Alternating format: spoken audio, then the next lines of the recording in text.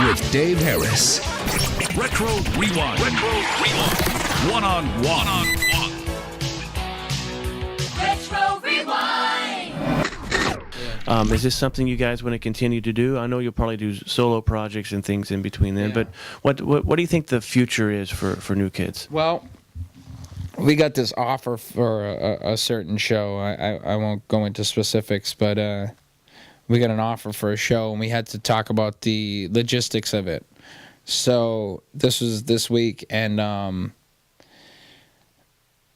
my manager tried to set up a conference call. So at first, the conference call was at what's today? It doesn't matter. The first day one, the conference call was at 4:30.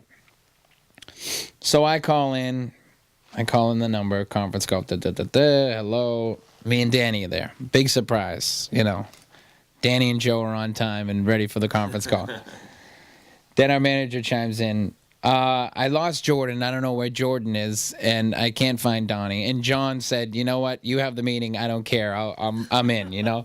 So then, okay, we have to reschedule. Is 11 o'clock okay tomorrow? Yeah, sure. I get a text the next morning. Danny wants to move it to 12.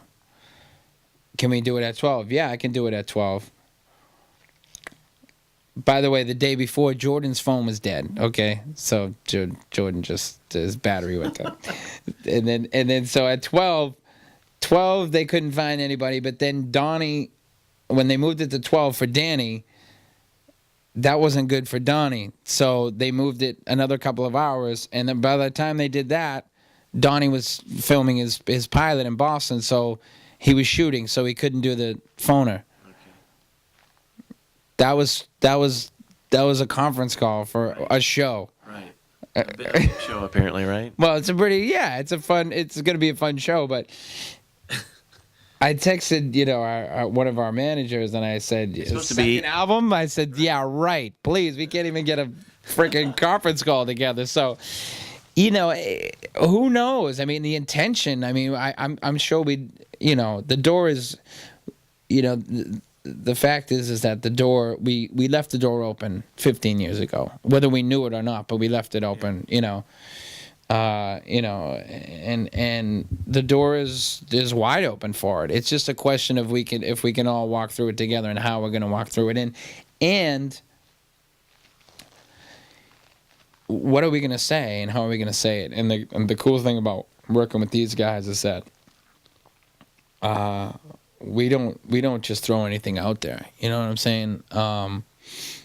And I appreciate that. So the question is, are we, whatever we do, it's got to be damn good. You know what I mean? And it's got to be exciting, and it's got to be challenging, and things take time, and you want it to be cool. You know what I mean? You want it to be cool, and this has been cool. This has been cool in a lot of ways, and I think it's hot and it's cool, and you want to preserve that. You know what I mean? And we have to preserve the the goodwill that we've experienced, and so you don't want to mess that up. And so all those things considered, who knows?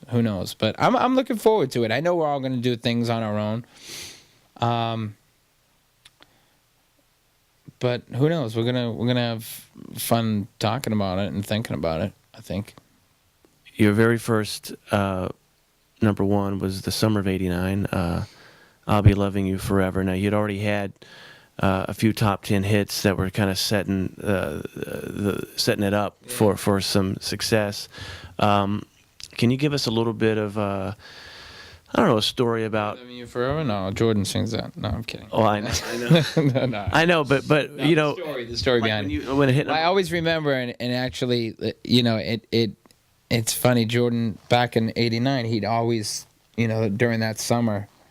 And I get that photographic memory, so I can see him at like a state fair. Those state fairs were big for us back then because, really big crowds and in middle America and all that stuff. And he would go, that the intro of that song, and he'd go,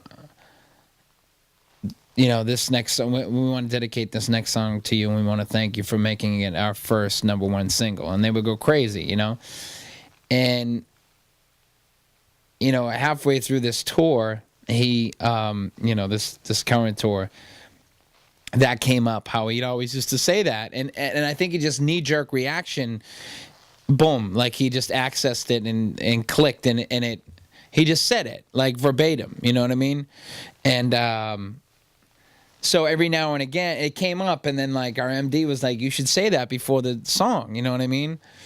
And so every once in a while, like not every night, but he would do it every once in a while. And I don't know, I get a weird sense of humor, but I thought that was kind of funny when he would say it, when he wouldn't say it, and all that stuff. But it was our first #1 single, and I think of the videos, our first few videos, I think were just brilliant. I think just so bright and vibrant and classic, and I could see why a lot of girls fell in love with us. You know what I mean? The directors of those videos, Doug Nichols, it was just, he just captured the essence of youth and fun and love and all that stuff. It was really, really, really cool. And I'll Be Loving You Forever was a great video and a great song, classic song, really, really beautiful song. And obviously Jordan sang the hell out of it, and he sings the hell out of it in the show. It's really, really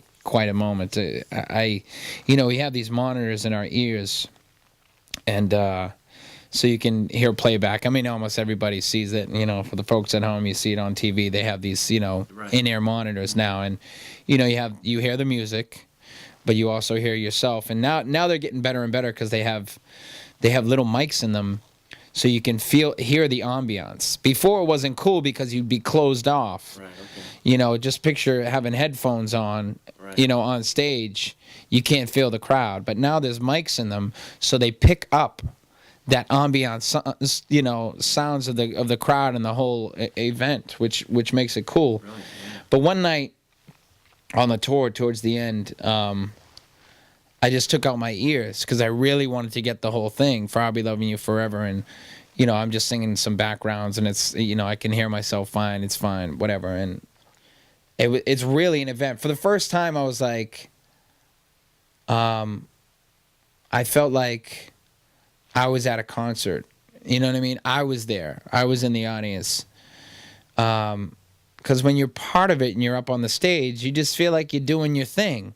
But it made me recognize the event of the night. You know what I mean? And how big an event this is. I mean, it's a really great concert, but it's like, the whole experience of going to a concert and doing it and sitting there and seeing it, or seeing your favorite, you know what I mean? It made me think of, when I saw Christina Aguilera on her last tour, and just like her singing her ass off, and like being in the audience and feeling it, and just being on stage and hearing Jordan do his thing, and